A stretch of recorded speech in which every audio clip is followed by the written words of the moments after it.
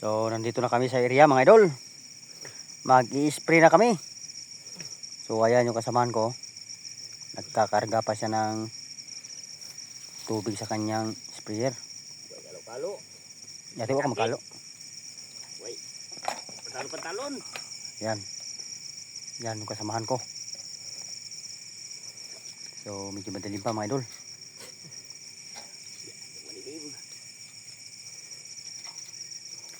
Diyan ka, mag-agi ka ng kilid pilapil doy. Oh. Kay Direk. Oh. Kining duha ka kawat atong dalon nya, dili pa balugsong lang taw nya. So magsimulan muna kami mga idol.